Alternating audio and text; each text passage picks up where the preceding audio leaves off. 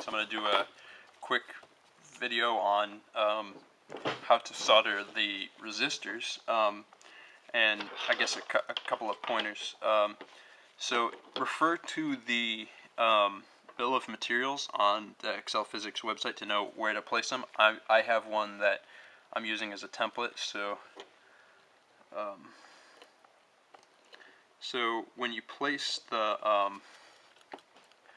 part, so with the resistors, a trick that we use is we hold the part and bend it so that they are at a 90-degree angle to the part, and then it will go nicely into the holes. So something that people do a lot that's really a bad habit is they bend the pins quite far.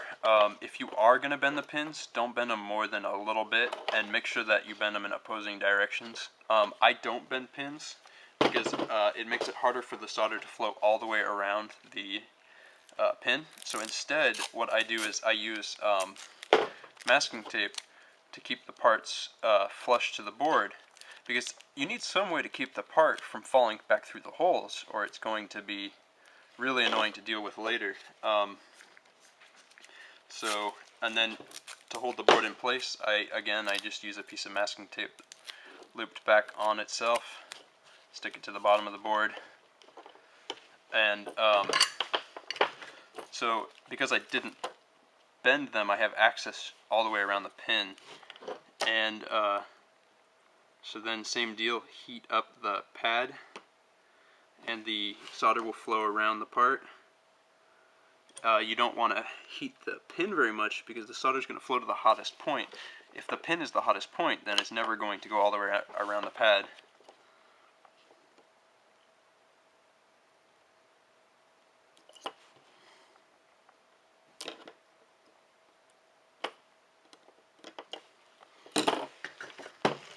Alright, so that's the basics of soldering. If you have any questions,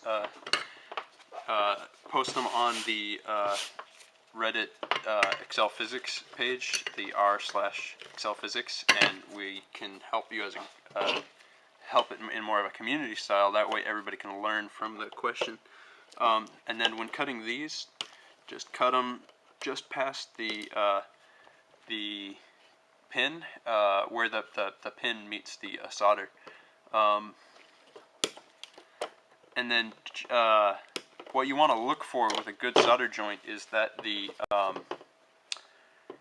solder makes a taper. If you don't want it to ball up and you want it to make sure that it goes all the way around, that's what a good solder joint looks like. If it's balled up too high, then you don't know if it's making electrical contact with the pad, and it could be just sticking to the pin. So make sure that it forms a tent shape, so with a little bit of an angle. Alright, so now I'm just going to place all of them and solder them and move on to the next step. But for the resistor placement, refer to the bill of materials for the color code and where they go. And so it'll say, like, in this case, R11 is a 20 ohm resistor, and it's red, black,